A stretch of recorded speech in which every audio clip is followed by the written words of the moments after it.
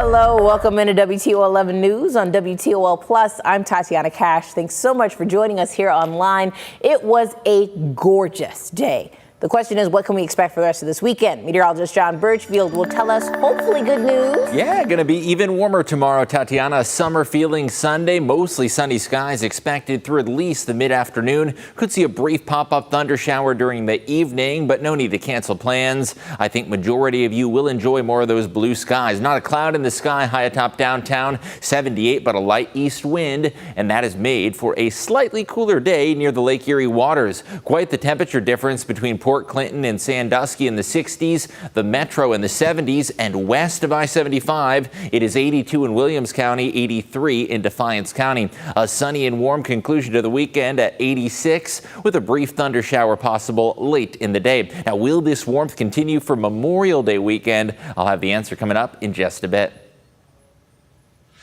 All right, thanks, John. Now, a Washington local school board member is facing backlash from fellow board members after being in trouble with the law again.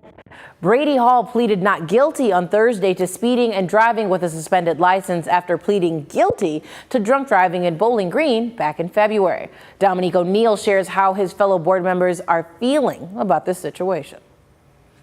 So because of your bad choices, our board is exposed to jabs at our reputation from every direction.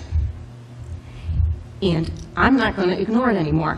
Well, it breaks my heart seeing our district portrayed negatively in the news.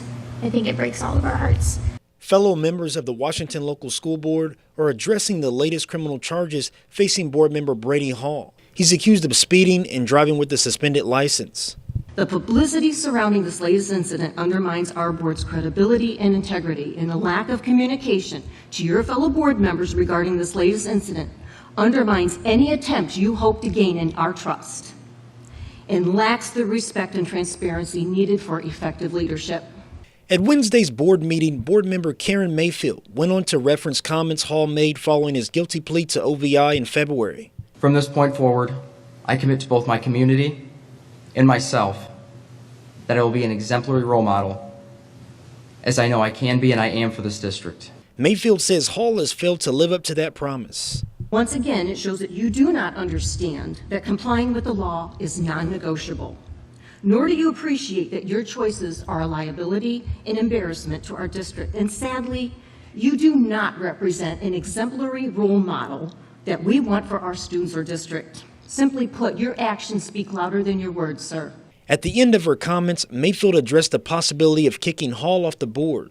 The law does not allow us to kick out an elected board member. We cannot vote him out. The voters of this district elected him, and that's called democracy, and that's the process we respect.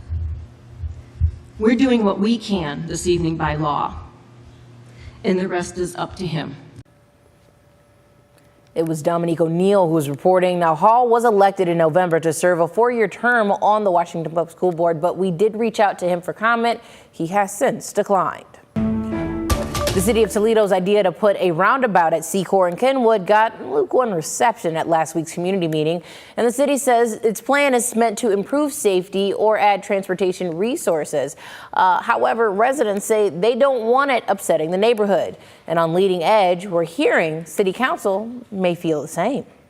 Our plan amongst council members is to kind of go back to the drawing board, go back to the administration and say, hey, listen, we're not sure that a 2-lane roundabout is the right use for this intersection.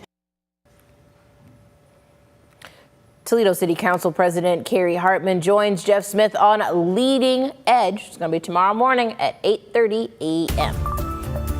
Ottawa Park helped kick off the summer by holding a summer showcase. The 2024 Youth Summer Program Showcase brought families together to discover exciting programs available for youth and their families in a fun way. They start off their summer vacation with arts and sports or community events, something for everybody to enjoy, and as a way, help make some new friends. I seen the petting zoo, I seen face painting, I seen some football camps, basketball camps, all these different camps that your kids would really enjoy. And it's, I think, a multitude of different organizations for all age groups. So you definitely got to check it out. There were food trucks and many other activities you can see as well. Now, May is Lupus Awareness Month, and those diagnosed with the disease actually got a chance to get a free wig today. Rochelle Roy, who's a lupus warrior, organized today's giveaway with the goal of giving women with lupus who've experienced hair loss a wig at no cost to them. Roy says while lupus affects many here in the U.S., it wasn't until after she was diagnosed she even heard anything about it. It was a foreign disease to me, and I've had it for more than 20 years. So in 20 years, I still haven't heard people start talking about it. So within the last 4 years, people are talking. Other people besides myself have started doing events. So I got Toledo talking, and I'm glad to have it now. All right, now 60 wigs were available for donation, and women were able to walk through the entire process, choosing what wig to wear, which looks good on them, and then learning how to style it. Sunshine is the story of the weekend. Weather, we've got blue skies right now with temperatures in the upper 70s, and it's going to be even warmer for the tail end of the weekend. Now, due to that east breeze, it is a little cooler near the lake shore. Tomorrow, though, winds are going to turn to the west, and that means mild conditions for your Sunday plans. A summer feel Sunday with mainly sunny skies. There could be a brief evening shower or thunderstorm, but I expect the vast majority of southern Michigan and northern Ohio is going to stay dry through the weekend. Temperatures could range anywhere from the 60s currently back to the 80s west of Toledo, 80s in Williams, Defiance, Putnam counties, right along the Indiana-Ohio state line. That is where conditions are the warmest. In the metro, temps are in the upper 70s. Monroe and Luna Pier considerably cooler, and out towards the islands, temperatures are considerably cooler. Even within the metro, there is a difference due to that light east wind direction. Point Place looking at 65, Maumee 76, and warmer to the west in areas like Swanton and White House.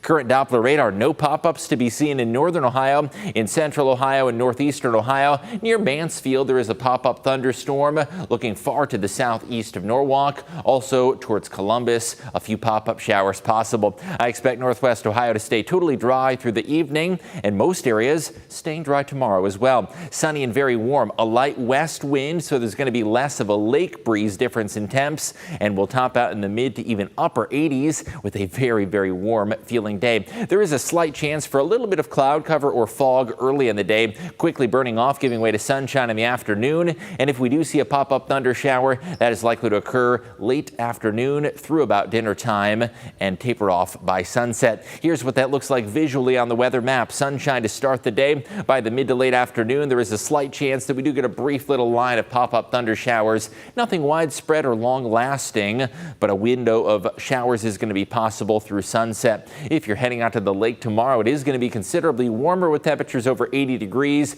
Waves 1 foot or less for that boater's forecast with a very light wind speed, 0 to 10 miles an hour. If yard work is in the cards for tomorrow, you'll enjoy that summer feel. The sunny and warm weather continues on Monday as well. Tuesday, there is going to be a little more humidity in the air, and most spots do stay dry, but late Tuesday, there is a slim chance for showers returning, and Wednesday is really the only day this week that is going to be anything close to a washout. We're tracking a stronger cold front that'll usher in showers, thunderstorms, and even a few strong gusty storms may be possible. We have upped the rain chance on Wednesday. You'll notice a 60% storm chance, and our temperatures top out in the upper 80s Tuesday before falling back behind a cold front. It's down to the 70s on Thursday, and heading into Memorial Day weekend, more seasonable conditions are expected. By that point, our normal high temperature is in the mid 70s, and we're looking at temps that'll be in the 70s through the holiday weekend. A slight chance for a few thunder showers for Memorial Day plans, but overall, you can tell that it's almost summertime, Tatiana. You really know how to make a gal smile. My goodness. I know you're looking forward to the warm-up, and wow, it happened all of a sudden. I feel like this time of year,